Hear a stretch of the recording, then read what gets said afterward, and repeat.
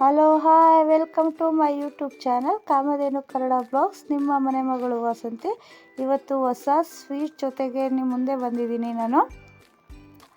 ಎಲ್ಲರೂ ಸಕ್ಕರೆ ಹಾಕಿ ಕೇಸರಿ ಬಾತ್ ಮಾಡ್ತಾರೆ, ಆದರೆ ನಾನಿವತ್ತು ನಿಮ್ಗೆ ತೋರಿಸ್ತಾ ಇದ್ದೀನಿ ಬೆಲ್ಲ ಹಾಕಿ ಕೇಸರಿ ಬಾತ್ ಹೇಗೆ ಮಾಡೋದು ಅಂದ್ಬಿಟ್ಟು.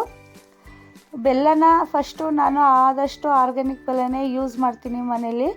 ಅದನ್ನು ನೀಟಾಗಿ ಕರಗಿಸ್ಕೊಂಡೆ. ಕರಗಿಸ್ಕೊಬಿಟ್ಟು ನೀಟಾಗಿ ಸೋಸ್ಕೊಳ್ಳೋಣ ಅಂದ್ಬಿಟ್ಟು ಅದನ್ನೆಲ್ಲ, ಅದರೊಳಗಡೆ ಸ್ವಲ್ಪ ಕಲ್ಲು ಕಸ ಎಲ್ಲ ಇರುತ್ತೆ. ಸೋಸ್ಕೊಂಡ್ರೆ ಏನೂ ಇರಲ್ತಿಲ್ಲ, ಅದು ಗಲೀಜೆಲ್ಲ ಜಾಲರಿಲಿ ಬರುತ್ತೆ. ಸೋಸಿಟ್ಬಿಟ್ಟು ನಾನು ಒಂದು ಬಾಣಲಿ ತೊಗೊಂಡೆ. ಬಾಣಲಿಗೆ ನಾನೇ ಮನೇಲಿ ತುಪ್ಪ ಮಾಡ್ಕೊಳ್ಳೋದ್ರಿಂದ ತುಪ್ಪ ಸ್ವಲ್ಪ ಜಾಸ್ತಿನೇ ಹಾಕ್ಕೊಂಡೆ. ಅದನ್ನು ಬಿಸಿ ಮಾಡಿಬಿಟ್ಟು ಚಿರೋಟಿ ರವೆನ ಹಾಕ್ಬಿಟ್ಟು ನೀಟಾಗಿ ಫ್ರೈ ಮಾಡ್ಕೊಳ್ತಾ ಇದ್ದೆ.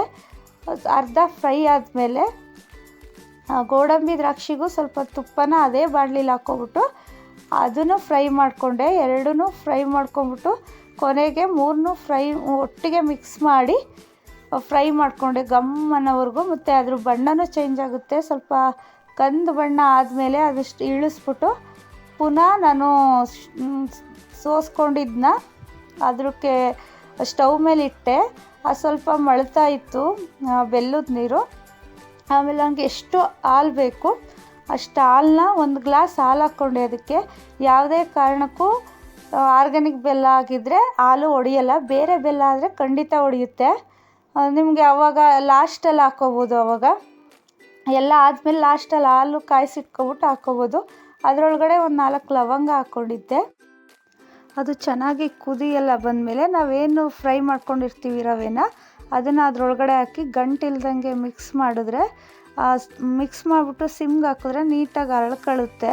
ತುಂಬಾ ಚೆನ್ನಾಗಿರುತ್ತೆ. ನಿಮಗೆಲ್ಲ ಇದು ಸ್ವೀಟ್ ಇಷ್ಟ ಆಗಿದೆ ಅಂತ ಅಂದ್ಕೊಂಡಿದ್ದೀನಿ. ಮನೇಲಿ ಒಂದು ಸಲ ಟ್ರೈ ಮಾಡಿ. ಲಾಸ್ಟಲ್ಲಿ ತುಪ್ಪ ಹಾಕಿ ಸೂಪರಾಗಿರುತ್ತೆ. ಈ ವಿಡಿಯೋ ನಿಮ್ಗೆ ಇಷ್ಟ ಆಗಿದೆ ಅಂತ ನಾನು ಅಂದ್ಕೊಂಡಿದ್ದೀನಿ. ಪ್ಲೀಸ್ ಫಸ್ಟ್ ಟೈಮ್ ನೋಡ್ತಾ ಇರೋರು ಸಬ್ಸ್ಕ್ರೈಬ್ ಮಾಡಿ, ಲೈಕ್ ಮಾಡಿ, ಶೇರ್ ಮಾಡಿ, ಕಮೆಂಟ್ ಮಾಡಿ.